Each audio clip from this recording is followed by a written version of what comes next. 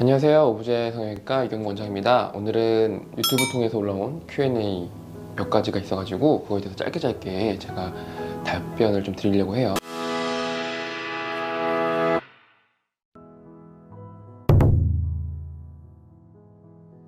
코끝이 무조건 빨개지는 건 아니고요. 빨개지는 사람만 빨개집니다. 이제 우리가 서 있을 때 가장 정점에 있는 곳이 코잖아요. 이렇게 코끝이잖아요. 예를 들어서 이제 코가 굉장히 좀 짧거나 뭔가 조직이 부족한데 억지로 세우거나 하면은 더욱더 이제 코끝의 혈액순환이 안 좋아져가지고 이제 코끝이 빨개지고, 심지어는 이제 그게 더 심해지면 피부를 뚫고 나온다던가 피부가 굉장히 얇아지거나 그럴 수 있거든요. 하지만 약간 코가 좀 뭉툭하거나 부코거나 코가 원래 큰 사람들은 아무리 세워도 코는 이제 안 빨개집니다. 그러니까 결국에는 내가 갖고 있는 피부 여유보다 과부하가 걸려가지고 코끝을 세우거나 내리면 당연히 코끝이 빨개질 수밖에 없는 거고요. 한 3, 4개월 정도 있으면 정상적인 피부로 돌아오는 경우가 많습니다.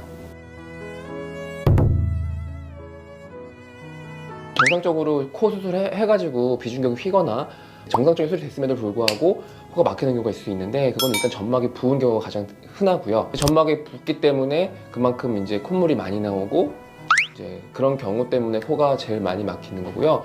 간혹 가다가 반대로 코가 너무 건조해져가지고 이제 우리가 흔히 말하는 코딱지가 있잖아요. 코딱지가 많이 껴가지고 코가 막히는 경우가 종종 있습니다. 저 같은 경우는 안 찍습니다. 왜냐면은 뭐 CT가 좋은 건 아니잖아요. 방사선을 쬐는 거니까. 심지어 막 여러 병원 투어하시는 분들은 갈 때마다 CT 찍어봐요. 그러면 하루에 CT를 몇 번 찍어야 돼요. 그러면 엄청난 방사선을 받는 거거든요.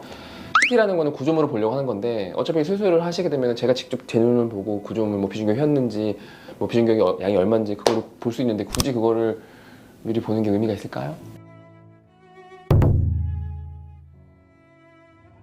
아니요, 저는 뭐 멀쩡하다면은 뭐 10년, 20년이든 이제 바꿀 필요 없다고 봅니다. 실질적으로 이런 사례들이 많나요? 많이는 없고요. 이제 코가 오래되다 보면은 이제 염증반이 생겨서 뭐 실제적으로 막 붓거나 이러진 않더라도 막 그 약간의 경미한 구축이 돼가지고 실리콘이 어떤 경계가 지거나 코가 좀 들리는 경우 있는데, 이런 경우에는 뭐 바꾸는 것도 도움이 되긴 되는데 뭐 크게 불편하지 않으시면요, 그냥 사시는 것도 하는 방법입니다.